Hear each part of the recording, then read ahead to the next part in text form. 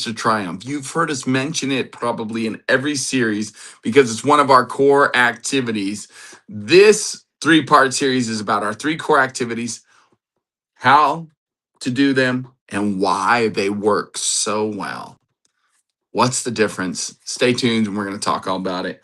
But before we get started, why are we called the Amish Matchmakers? It's because of our reputation, not because we're Amish at all, but we've worked with the Amish. Matter of fact, over the last 6 years, we've been able to bless over 30 couples and bringing them together, directly mentoring them to have an incredible engagement, connection, dating, connection, engagement, married, and then now working on their legacy, developing a legacy that is rooted in faith, freedom, and above all else, love. Love is the key. Love is what we do and why we do it.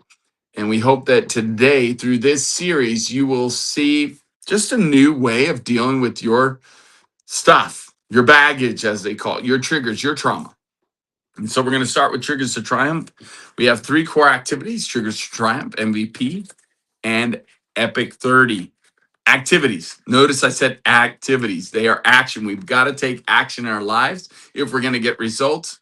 It also is the same with our core activities. So most people handle triggers one of two ways. Are you familiar with what triggers are? They suppress them, pretend, oh, it's fine, swallow it, move on. Or they let the trigger run the show. They just go off because of the trigger, react without thinking, say something they regret, and they repeat these patterns for years and years and years. Well, it's time for you to recognize these patterns can. And if you want an epic life, a life full of love, a life full of fruit and blessings, we've got to disrupt this pattern. Got to change it. Got to change the story. How's it serving you? It's probably not serving you very well. Probably end up in a spiral, depression, frustration. Believe me, it's even led me to negative thoughts that lead to depression. Believe me, I've been there. I've been through it. I understand it. And it's not fun. It's a dark place. But suppressing it builds resentment that surfaces later, usually somewhere on your spouse or family member or loved one. Unprocessed reaction just repeats the pattern. And a lot of times for a lifetime, not only that, unfortunately, gets passed on to your children and your grandchildren. Legacy. So these patterns can be passed down through your legacy as well. And we want them to be a blessing and a benefit. Positive pattern that brings good results and not negative ones. Leads to life, an abundant life with the Father, and not to death and destruction. I'm going to pray. We're praying, man. So I'll pause now. This is a live video, by the way. If you're watching the replay, let me know. If you're watching live, it's always awesome to hear from people that are watching live and to see the comments and to see, people interacting makes all the difference. So, Father, I pray that this word would go forth and touch and transform lives, that they'd understand and know that there are tools and strategies that will help them be set free from the trauma and the hurts, the hangups, the pain. Help me to have wisdom in the way that I describe it and help them to have freedom through this process. We love you. We trust you. In the name of your Son, Jesus Christ. Amen. All right. So Triggers to Triumph isn't about avoiding the triggers at all. It's understandable. They're going to happen. It's about processing them every single time until the old pattern changes. Until you create the new story. That's what our end result is that we want to work towards. So 4 steps you go through. First of all is to identify the trigger.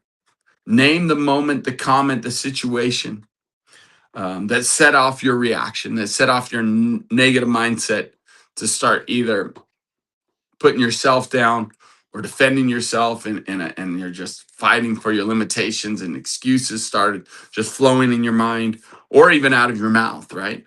You can tell you're triggered. You can tell you're upset and frustrated. You just can't think straight, right? You follow me? That's the first thing, is to identify it when it happens. Number two is, what is the old story that surfaces once I'm triggered? Is there situations that this always happens to me? And then you start hearing your voice say to yourself, I'm not enough, or I need to earn love, or I can't trust anyone. Well, number three is, now we want to transition into the freedom story. However, there is a process to cross the bridge over to a mindset of knowing and believing and understanding that there is hope.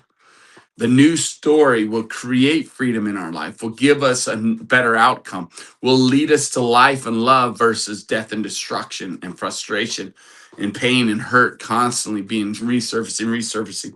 Again, it's not about saying, oh, this isn't real. It is very real. It is your new truth. It is a truth that you've walked in for many years. And I assure you, there is freedom on the other side of this process. So step three is the freedom story. But how do I get there? Forgiveness. Knowing and understanding, seeing that pattern, seeing the trauma, hearing the negative, toxic words, and then saying, where did I hear these words for the first time? Because a lot of times we think they're words that are in our brain from our personal thoughts. But yet, if you think about it, in your formative years, you wouldn't have remembered the situation. Sometimes we can. Situations we've been through or what happened that create that story, that negative mindset. So, where was the first time you heard those negative words? Can you remember? And maybe you won't. It's okay if you don't remember. It really is. But just recognize and know that most people will go back to their teenage years where they can remember, or maybe even their early or late or mid 20s, and say, well, that's where it came from. And actually, in all reality and all truth, it came from your formative years. There was some incident, some sort of thing that you grabbed a hold of and created a story. And as we talked about, a lie, because lies take you to death and destruction. The truth will set you free, and the truth will make you feel loved and blessed, and will grow you and develop you into the identity that the Father intended for you, Papa God. And so, number three is to choose the freedom story. In this process, we can see and understand and recognize the negativity. We go through forgiveness. We forgive the circumstance, the situation, forgive ourselves for being in it, forgive others who maybe inflicted the pain or the trauma on us, forgiving even Papa God for allowing it, supposedly. And again, it's an interesting process as we process through these things. But the reality is, the freedom is on the other side of forgiveness.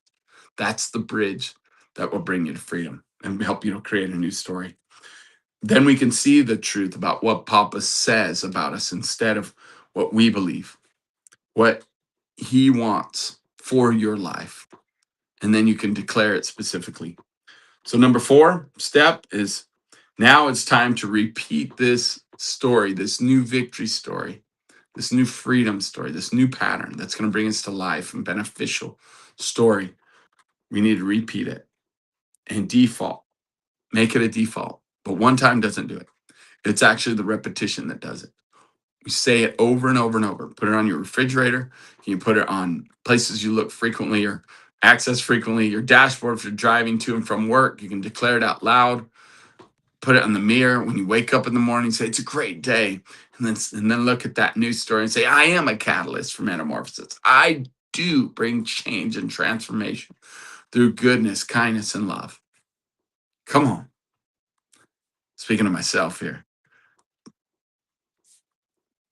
So I want you to grab a piece of paper, something to write down, a pen, pencil. Okay. Are you with me? And I want you to think about a trigger from the weekend. This Tuesday, and I know yesterday was not Sunday. I was traveling yesterday. Super awesome getting the opportunity to travel and support Apex, a sevens team out of Atlanta, Georgia, that went to the national tournament in um,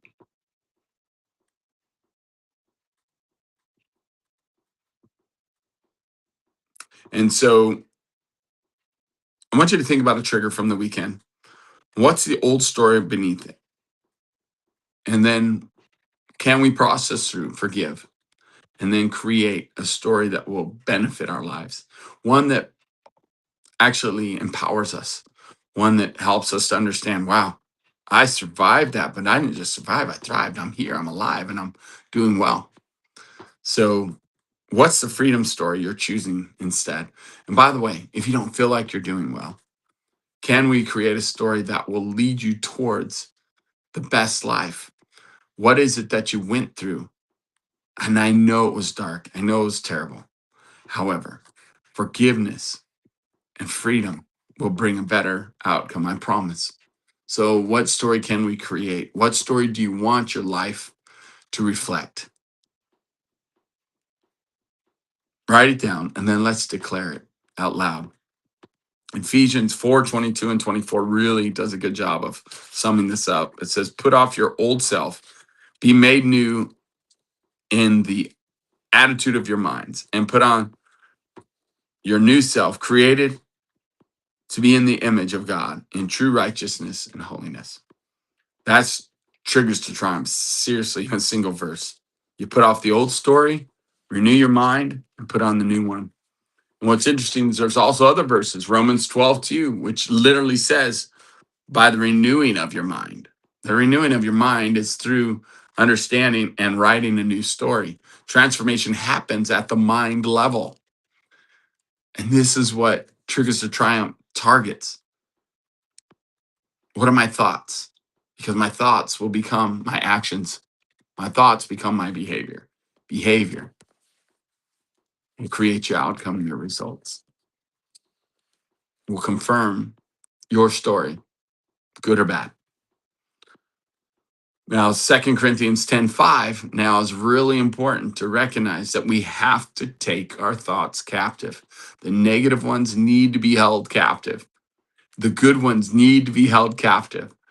The negative ones, we cast our burdens and our cares on Papa, right? Release them to him. That's why he bore all of our hurts and pains and hangups on the cross so that we could have a freedom story. He bore the pain and suffering so that we wouldn't have to. Super powerful. He loves us that much. So 2 Corinthians 10:5 says to take those thoughts captive. You don't let every thought run free. You evaluate it against the truth, the true story, before you believe it. And how do I believe it? Well, what you repeat will become your belief, which will then dictate, that story will dictate your actions and how you move forward in life. It's real and it's true.